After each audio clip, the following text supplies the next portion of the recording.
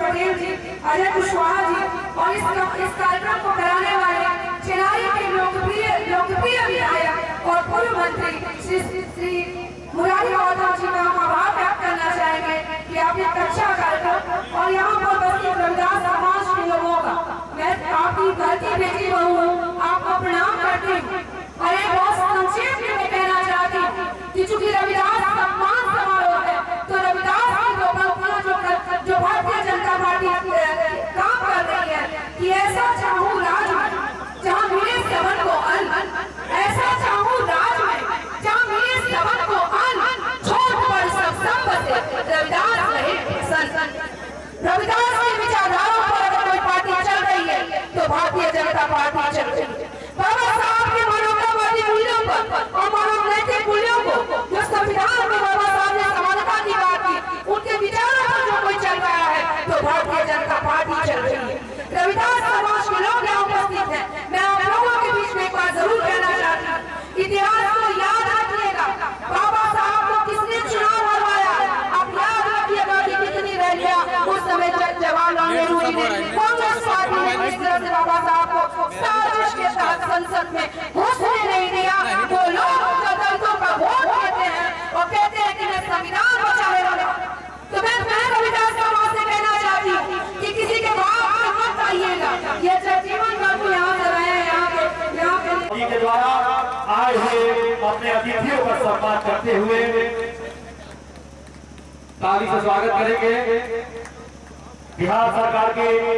माननीय मुख्यमंत्री जी का सम्मान करते हुए संविधान को बचाने के लिए संविधान का प्रति अर्पित करते हुए भारतीय जनता पार्टी के कद्दावर निर्माण करते हुए बिहार सरकार के उप मुख्यमंत्री आदरणीय सम्राट चौधरी जी का, बिहार भाजपा के प्रदेश अध्यक्ष आदरणीय दिलीप जायसवाल जी का और हमारे मंत्री संतोष जी का, पंचायती सभी का सम्मान करते हुए आगे मैं आग्रह करूंगा चुनाव के 8 साल और बिहार सरकार के मंत्री श्री जोरदार से स्वागत करेंगे। मुखिया संघ के अध्यक्ष के नेतृत्व में पूरी मुखिया की टीम, सीसागा प्रखंड की पूरी मुखिया संघ की टीम अपने नेता को सम्मानित करते हुए तालियों से स्वागत करेंगे, जोरदार तालियों से स्वागत करेंगे।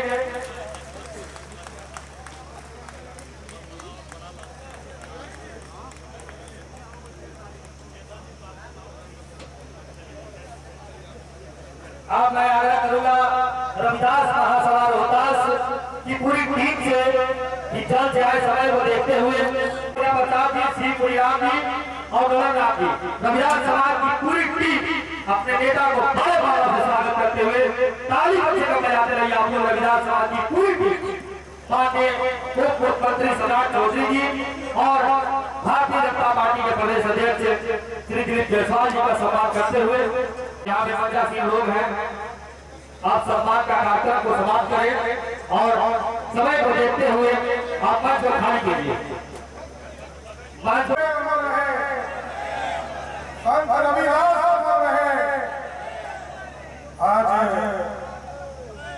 डॉक्टर भीमराव अम्बेडकर जी के भव्य मूर्ति के अनावरण एवं संत शिरोमणि गुरु रविदास सम्मान समारोह की अध्यक्षता कर रहे हैं भारतीय जनता पार्टी के जिला अध्यक्ष संतोष जी। इस मंच पर उपस्थित इस पूरे कार्यक्रम के आयोजनकर्ता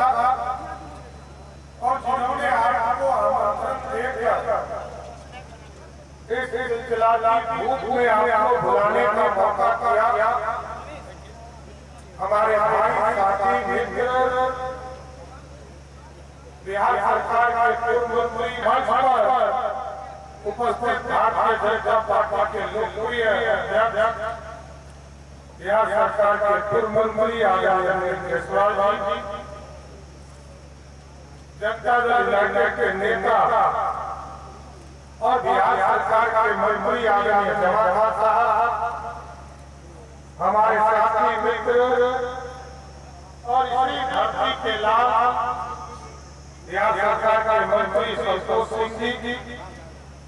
माननीय विधायक अशोक सिंह जी, माननीय विधायक आदरणीय भरत सिंह जी, माननीय विधायक हम लोगों की छोटी बहन संगीता कुमारी जी, हमारे गार्जियन और इस इलाके में लंबे समय से भारतीय जनता पार्टी का झंडा बुलंद करने वाले जवाहर प्रसाद जी, जनता दल यूनाइटेड के जिला अध्यक्ष अजय कुशवाहा जी, अभिषेक तिवारी जी, अशोक पटेल जी, सचिन कुशवाहा जी, संजय कुमार जी जो अनुसूचित जाति आयोग के सदस्य हैं, आरती गुप्ता जी, गीता देवी जी, सम्मानित मंच और मंच के सामने उपस्थित तमाम भाइयों बुजुर्गों, नौजवान साथियों, छोटे छोटे बच्चों, माताएं बहनों, साथियों ये मेरे लिए गौरव का क्षण है, क्योंकि एक तरफ बिहार की जनता ये देख रही है कि बिहार में लालू प्रसाद जी बाबा साहब भीमराव अम्बेडकर का अपमान कर रहे हैं, और दूसरे तरफ पूरी बिहार सरकार आपके बीच में आकर बाबा साहब अम्बेडकर के भव्य को स्थापित करने का काम कर रहे हैं। ये हमारे लिए गौरव का क्षण है कि हम अपने भगवान को पूजने आए हैं, और जिस भगवान ने जब आजादी का साथ कैसे ये भारत चलेगा इसकी कल्पना की। अंग्रेजों के गुलामी के बाद भारत का संविधान लिखा जा रहा था, तो बाबा साहब अम्बेडकर ने पूरा सपना देखा भारत के,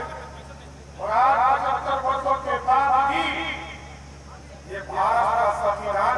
पुराना नहीं लगता है, ये नया है।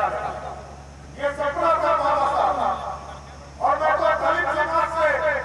रविदास समाज से विशेष तौर पर आग्रह करता हूँ, याद कीजिए 1950 का वो कालखंड जब आरक्षण का विरोध कांग्रेस कर रही थी। पंडित नेहरू कांग्रेस के नेता थे, और सभी मुख्यमंत्रियों को उन्होंने पत्र लिखा और कहा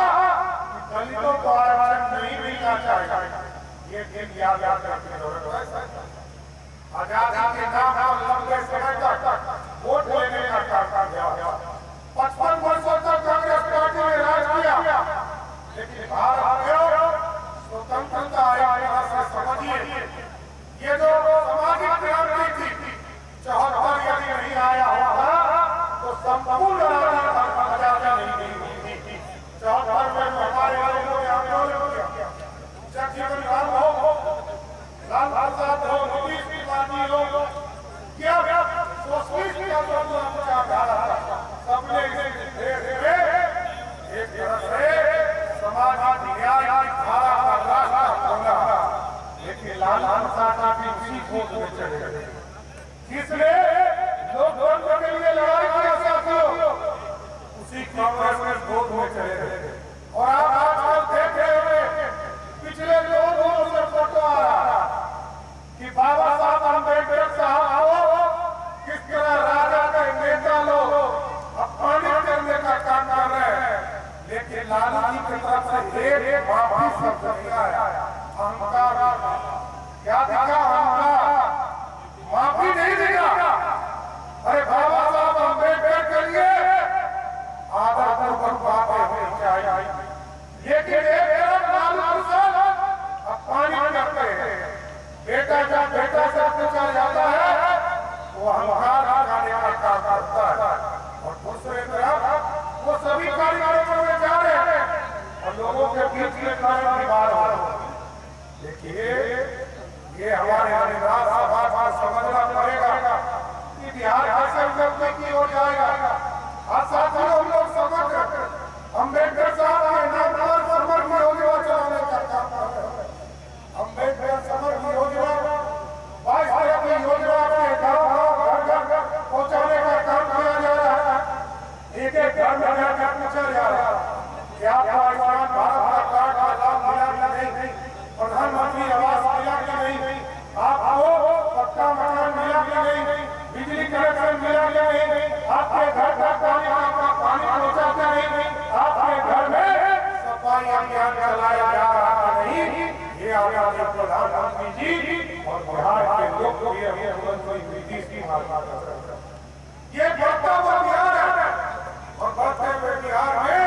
अब आपका योगदान दौरे पर सकता है, क्योंकि बाबा साहब अम्बेडकर को जिस इस देश के लोगों ने विशेष तौर पर कांग्रेस पार्टी और राष्ट्रीय जनता दल, लेकिन ये बिहार है साथियों, और बिहार में आप जानते हैं यही अपना भारत का सत्ता वाला बिहार है,